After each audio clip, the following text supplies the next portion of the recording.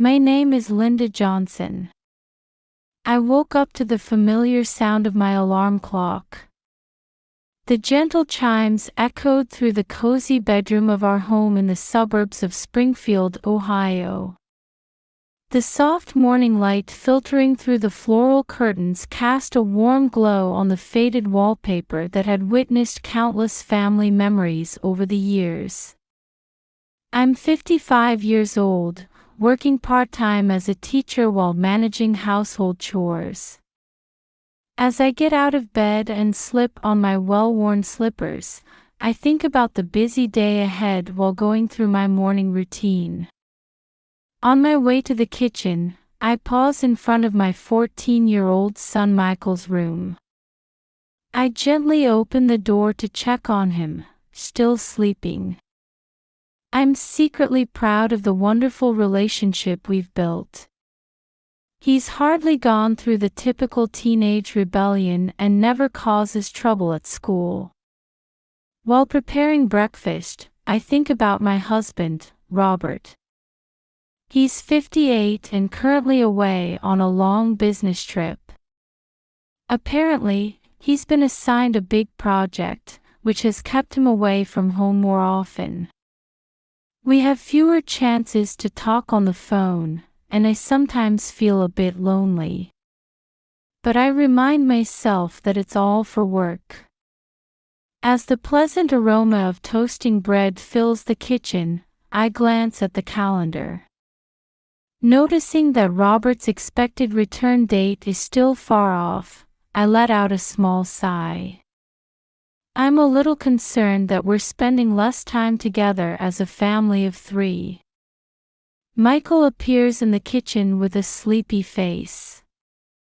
"Good morning, Mom," he says as he sits at the table. As usual, we have breakfast together, chatting about school events and his friends. I deeply appreciate how precious these ordinary moments are. After breakfast, I see Michael off to school and start preparing for my own work. My part-time teaching job is rewarding, though sometimes challenging. But I'm determined to do my best for my family. Before leaving the house, I look at the family photo in the living room. The 3 of us smiling. But I realize we haven't taken a new picture in a while. Perhaps we've been spending less family time since Robert's work got busier. Feeling this slight unease, I leave the house without dwelling on it further. While driving, I think about today's lessons. Picturing my students' faces makes me a bit nervous. But my love for teaching helps ease that tension. Arriving at school, I exchange greetings with my colleagues. Everyone's kind, and it's a pleasant work environment. Yet, when I think about home, an indescribable anxiety flickers in my chest. Still, I need to focus on the task at hand. Taking a deep breath, I head to the classroom, feeling as if an unknown fate awaits me. After finishing the afternoon classes, I head home. It was another day encouraged by my students' smiles. While driving, I ponder dinner options. Should I make Michael's favorite lasagna, or go for a simple chicken salad? Lost in such ordinary thoughts, I park the car in our garage. I open the front door and call out, "I'm home." Naturally, there's no response. Michael should still be at school. As I put down my bag and start towards the kitchen, I hear footsteps rushing down the stairs. "Michael." I turn around in surprise to see my son standing before me. It's too early for him to be back from school. "Mom." There's an urgency in Michael's voice that I've never heard before. His face is pale, and sweat beads on his forehead. What's wrong? What about school? Michael interrupts my questions with a shout. We need to run away right now. My heart leaps at those words. What? What happened? Michael, out of breath, tries to explain quickly. It's about Dad. Dad. His words trail off. I place my hands on my son's shoulders, trying to calm him. It's okay, take your time. What happened? Michael takes a deep breath, seeming to calm down a bit. But fear still lingers in his eyes. Dad, we're in danger. I don't know the details, but I saw Dad's phone. Alarms go off in my head. Robert's phone. Danger. What's going on? Michael, calm down. What did you see on Dad's phone? My son hesitates, then pulls a smartphone from his pocket. Dad left this at home. And then, there were strange messages. I take the smartphone from Michael and look at the screen. Indeed, there are conversations with people we don't know. As I read the content, my hands start to shake. I'm at a loss for words. The content is unbelievable. Michael continues, Mom, it looks like Dad's involved in something bad. And we might be in danger too. I look into my son's face. His eyes reflect anxiety and fear, but also a strong determination. I understand. I take a deep breath, trying to regain my composure. First, let's calm down and you tell me everything in detail. We move to the living room and sit on the sofa. Michael clasps his hands on his knees and begins to tell me everything. The content of the messages he found on the phone, unsettling rumors he heard at school, and the recent changes in Robert's behavior. As I listen, various emotions swirl within me. Surprise, fear, and sadness. An unknown side of my husband of many years is being revealed. At the same time, I feel a strong need to handle this situation calmly. Michael, thank you for telling me all this. I hold my son's hand and smile encouragingly. You're very brave. Michael seems a little relieved, but tension still hasn't left him. Mom, what should we do? I think deeply. I need to make a calm judgment now. The safety of our family is the top priority. Well, I choose my words carefully. First, it might be dangerous to stay here. But it's not good to move hastily either. I stand up and look out the window. The view of the quiet residential area remains unchanged. However, I can't help but sense the danger lurking within this tranquility. Michael, let's pack our bags. Just the essentials. I make my decision. And I'll contact my friend Sarah. We can trust her. My son nods silently. His eyes reflect anxiety but also trust in me. It's going to be okay. We'll get through this together. I say firmly. However, anxiety swirls in my heart. What will become of us now? And Robert, what on earth are you doing? Michael and I started packing our essentials hurriedly. All the while, I couldn't get the content of my son's story out of my head. "Hey, Michael," I asked carefully, choosing my words. "Can you tell me more about the messages you saw on Dad's phone?" Michael stopped packing and took a deep breath. "Yes," he began hesitantly. "It looked like Dad was making some kind of deal with someone. There was talk about money and documents." My heart raced. "A deal? What kind of deal?" "I'm not sure, but—" Michael furrowed his brow. It seemed like he was trying to sell confidential company information. I gasped at those words. "Robert, doing such a thing. It's unbelievable."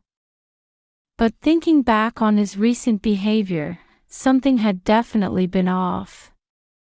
"Anything else that bothered you?" I asked, trying to maintain my composure. Michael thought for a moment before answering. "Dad's been talking on the phone a lot lately in a hushed voice. He'd hang up in a hurry when I got close." Come to think of it, I had noticed that too. But I had convinced myself it was just work secrets. Now, it all makes sense. The increase in long business trips, less time with family, and the occasional uneasy demeanor he showed. "Mom, has Dad turned into a bad person?" Michael's voice trembled. I hugged my son. "No, that's not it. There must be some circumstances we don't know about. But right now, our safety is the most important thing." As we continued packing, I looked around the house. "Is there any clue?" My eyes fell on the bookshelf in the study. "Wait a minute," I went to the bookshelf and pulled out an old album. As I flipped through the pages, photos of our happy times were lined up. But there were no recent photos. Then, a piece of paper slipped out from the back of the album. "This is—" I exclaimed in surprise. It was a bank statement. There were records of huge transactions I knew nothing about. "Michael, come here," I called my son. "Look at this. It seems Dad was hiding something big from us." Michael's eyes widened as he looked at the statement. "Mom, does this mean—" I exhaled deeply. "Yes. The situation seems to be more serious than we thought." At that moment, the doorbell rang. Michael and I looked at each other, frozen. "Who is it?" Michael asked in a low voice. "I don't know," I answered cautiously. "But maybe—" The doorbell rang again. We held our breath. "Mom, what should we do?" Michael's voice was shaking. I made a decision. "We don't have time. Let's leave right now." Through the back door. We hurriedly finished packing the rest of our belongings and headed for the back door. As we did, I took one last look at our family photos. Memories of happier days. But now, we must face a new reality. "Are you ready?" I asked Michael. He nodded bravely. "Yes, let's go." We quietly opened the back door and stepped outside. We don't know where we're heading yet. But we have each other. That's enough. "I'll call Sarah," I said. "She should be able to help us." Michael nodded silently. His eyes reflected anxiety but also strong determination. We quickly got into the car. As I started the engine, I looked back at the house one more time. The memories we built there, and the peaceful days now lost. But we must look forward. It's going to be okay, I told Michael. We'll get through this together. As I drove away, a sense of determination grew in my heart. This is the beginning of a new life. And the start of a journey to uncover the truth.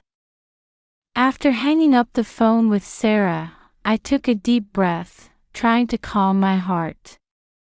My friend was surprised but immediately offered to help. Now we have a temporary shelter secured. Michael, we're going to Sarah's place. Let's hurry with the preparations. My son nodded silently and continued packing. Watching him, I once again realized the gravity of our situation. The ordinary life we had just hours ago now seemed like a distant past. Suddenly, we heard the sound of a car. We froze. Mom, could it be? Michael's voice trembled. The car visible through the window was unmistakably Robert's. Hurry, I said in a low voice. Leave the luggage. We need to get out through the back door right now. Being careful not to make any noise, we headed for the back door. Just before opening it, we heard the front door open. Linda. Michael. Robert's voice echoed through the house. Michael and I looked at each other. Seeing the fear in my son's eyes, I steeled my resolve. Let's go. I took Michael's hand and we went out through the back door. We crossed the yard and came out to the back alley. Robert's voice was getting closer. Linda. Where are you? My heart was pounding. But we couldn't stop. We came out to the main street and hailed a taxi. Hurry, I told the driver as we got in. Take us as far as you can. Just as the car started moving, I saw Robert burst out of the alley. Linda. Wait. His voice gradually faded away. Michael looked back, but I kept facing forward. It's okay, I said with a shaky voice. We have our own path now. The taxi drove out of town and continued through unfamiliar scenery. Looking at the landscape flowing past the window, I reflected on my life so far. Our wedding day. The day Michael was born.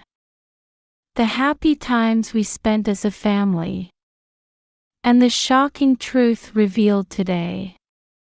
Everything was running through my mind like a fast-moving picture show. Mom, Michael's voice brought me back to reality. What's going to happen to us now?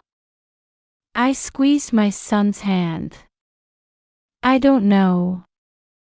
But if we're together, I'm sure we can overcome anything. The taxi entered the highway. The lights of the town behind us gradually grew smaller. It seemed to symbolize our farewell to our past. It's the beginning of a new life, I whispered. Michael nodded silently. In his eyes, I could see anxiety but also a glimmer of hope. The taxi continued driving through the darkness of the night. We don't know our destination. But what's certain is that we're here together. And we have a strong determination to protect each other. Hey, Michael, I said quietly. We'll understand about Dad someday. But for now, let's think about our future. Yes, Michael's voice had regained some strength. Looking at the scenery flowing past the window, I exhaled deeply. This is the path we've chosen. It might be difficult, but I'm proud that we had the courage to seek the truth and start a new life. The taxi's headlights cut through the darkness, carrying us towards an unknown future. We don't know what awaits us, but surely a path will open up. As long as Michael and I walk together, supporting each other. Well, this is the beginning of our new life, I whispered, softly but firmly. 2 weeks after we fled in the taxi, we learned a shocking truth. It was reported in the news. Robert had been trying to sell confidential information about a new drug being secretly developed at his workplace, a major pharmaceutical company, to a rival company. In return, he was supposed to receive an enormous amount of money. However, the authorities discovered the deal just before it was to take place. Robert attempted to flee the country but was arrested at the airport. The day we left home, he had returned to say his final goodbyes. But at the same time, it could have potentially put us in danger. 1 year later, my son and I had begun walking a new path in life. In a small town, I was working as an English teacher at the local high school, and Michael had made friends at his new school, gradually regaining a sense of normalcy. The divorce from Robert was finalized, and he was sentenced to a long prison term.